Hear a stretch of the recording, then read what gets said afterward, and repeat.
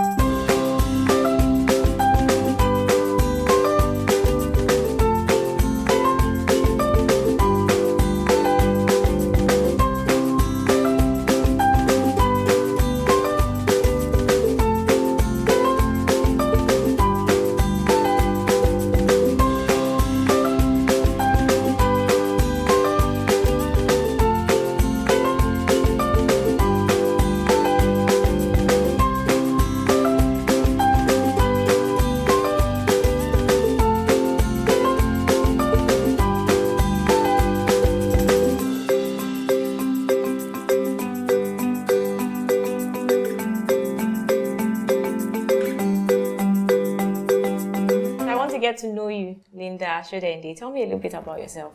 Well, I'm a businesswoman, I'm a mother, I have 3 children, I'm a jewelry designer, so I make most of what you see here, and you know, that's it.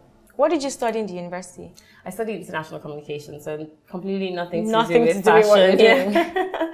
Completely, really nothing to do with fashion. I really just think this whole thing is from my creativity. Like my mom would say that from when I was little, I would draw sketches and try and sell them to her friends, like to sew clothes and stuff. So I really just think it's, you know, just something that you're born with. Yeah. And, you know, and then I just fine-tuned it as I got older, like, cause I realized I liked doing this. I took a bit of, like, I would get teachers to come and teach me certain things. I would go online and check, cause these days with online, you can pretty much teach yourself anything. Oh yeah. Yeah. What made you start Ariaba Lifestyle? Well, I started initially with leather goods when I first moved back from Paris. I went to do uni there, so I moved back and I started designing, funny enough, slippers, and I would embellish them because, you know, away I saw a lot of embellished slippers, but we just didn't have things here, and I just started it as a complete hobby for myself, and I would wear it and people would be like, oh, I like it.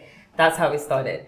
So from there, it evolved into jewelry and, you know, because I didn't do any formal training for this. I literally just trained myself and basically I make jewelry now. So I make the jewelry myself and then I design the leather bits and I have employees that make the leather for me. Where do you get your materials? The leather you use for the slippers and the purses and also what you use for your accessories? Okay, so the leathers I get from here. Most of them, I get them from up north here. We have a lot of leathers here. They even import leather. We export leather too from the north. So I get my leathers from here. The accessories like the hardware, which is the zippers and all those things, we don't quite have that here. So I have to bring those in. So I bring that in. But my gemstones, I literally get them from different places. Some I'll get from here. Anywhere that I travel to, I'll just pick up something, you know. Whatever you see that catches your eye. Exactly. If I get inspired by something, I'll pick it up and make something from it. So you make most of these yourself? Yeah, most of it. Like 80% of what you see in this store is made by me. The fine jewelry ones are the ones that I don't make. I design those and get those made for me. Are they handmade? Yeah, they're all handmade. Everything here is handmade. They're all handmade with precious stones, so either semi-precious or precious stones. We use gold-plated and sterling silver.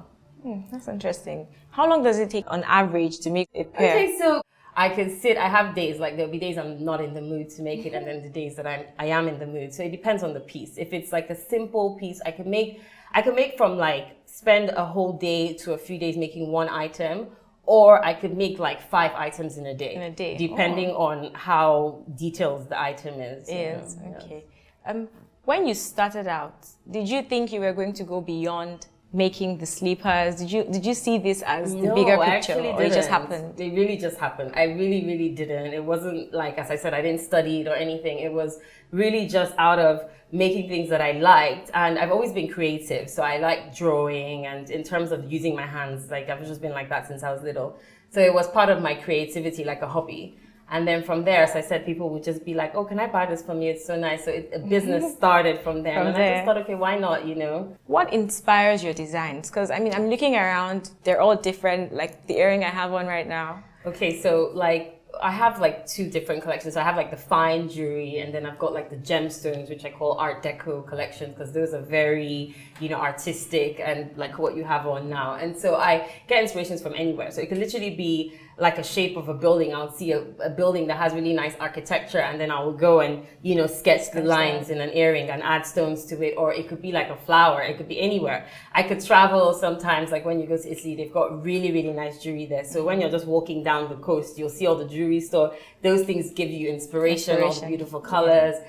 I really get it from anywhere. I just find myself looking at things that I can recreate, and even anyone walks in, I'm like, oh, look at your jewelry. What can I recreate with that? So really, I pick it up from That's different very places. Interesting. Yeah. You also make scented candles and body fragrances. So we just introduced that to the line now. I've been doing this for over 10 years, so it's not, it's been a while. So just like a year ago, we introduced scented candles, fragrances basically. So scented candles, perfume oils, fragrance mist, anything that has to do with fragrances, we introduced it to our line. How do you make that here in Nigeria? Yeah, I also make my scented candles myself. Yourself? Yes, so we produce it. I've got like a workshop with, you know, a team of people that we all do it together, but obviously I train them and we produce it here. So the scented candles, the fragrance mist, the perfumes, they're all produced here. I'm a proudly Nigerian brand. That's the whole idea. I'm promoting, you know, made in Nigeria made in stuff, Nigeria, basically. yeah. So that's what we're about. And our standards are definitely up to like the international standards. That's interesting. Okay.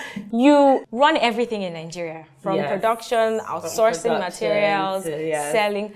Unfortunately, only some things that we have to import, as I said, because we just don't have it here. We're not there yet. Like the hardware, just certain things you just still have to bring it. Like sometimes my glass cups and the metal, we don't have a glass factory quite yet that is catering to people who want in small quantity. They're doing for like the big bottling companies and stuff. So they don't.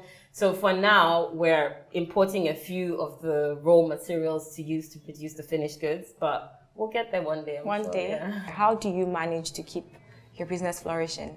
It's really hard. It's like, it's not easy, because I just feel like just certain things, you might like leave your workshop and you have like a certain quantity of things you want to do today, and the power will go and the generator will spoil, and before you know it, you can't produce what you have to produce, and you have to like, so it's those kind of little things. Or like I might buy something in the market today and then I go back and it's just not there, and you ask the guy and he's like, I don't know when I'm getting it again. Exactly. And you know, so it's not like, just those are the little things that you find. But otherwise, everything else, you know, for me, I feel like we have a lot of talent here. You know, the people who produce my bags, I've worked with them for years, and, you know, they're just really talented people. We've got a lot of talent here. In Nigeria. I agree with you. How do you combine being a mother with, I mean, family life with work? It can be easy. Yes, it can. To do both. It's not. And that is actually my challenge. You know, because now I have 3 kids, so it's not easy, you know, I've managed to find a balance, like, because I work, like, my studio is at home, and a lot of like where I produce my production, I've managed to put it like close to me so that it's easier for me to still like, you know, be with my kids and still like produce and stuff. I just have to, I mean, they understand that I'm a working mom, so we find a balance, and it works. You know, they love everything I do. They're very interested in like the creativity. I can tell that my kids will be creative because they're constantly helping me. Yeah, and just from watching you. Just from watching me and all that. Yeah. That's interesting. There are a lot of people out there I know who are trying to start up businesses in Nigeria. Young people like myself that want to, you know, become entrepreneurs, and we have a lot of discouragement. I mean, looking at how everything is quite discouraging. What do you have to say to them? What advice would you give them as someone who's doing it and excelling? Yeah, I really think it's just to start, because like now you see all of this. I didn't start like this. I really started from really just selling at home. And, you know, it's just to start, because a lot of people will wait for, oh, I don't have the capital, oh, I don't have you know, this and that and all these excuses and, oh, you know, the printer messed up my print. You know, just start, and consistency is really key. So I always say that when people have seen you enough times, then they'll start taking you serious, even if you feel, because I mean, there are times when I first started that, you know, I was almost feeling like I would call my shop, go, oh, did you sell anything today? I was, you know, it's a completely different from where I am now. And it's just from being consistent and just starting, no matter how small it is, start. As I said, I started with just embellishing slippers, and look at where I am today. So I think that's the advice that I would give people, that just save whatever you have to start small, and then you grow from there. Yeah, that brings me to my next question. So we have the slippers, we have the purses from leather, we have the jewelry, the fragrances, scented candles. What's next? What's next? Okay, so I am working on something that's next. But in terms of this brand and where I want to take it to, really, I think the next step will really just be international, like just taking it to the international level, like be more out there. Now we deliver all over, so I have clients all over, but it'll be good for us to be like in known places. So that's my next plan, and that's what I'm working on. We'll be looking forward to what's next, right? Yes, I'll keep you guys so much updated for sure. Yeah, thank you for having me here today. You're welcome. Thank you all for watching, and don't forget to follow us on all our social media platforms at Ndani TV. I'm Jemima, and this is Fashion Insider.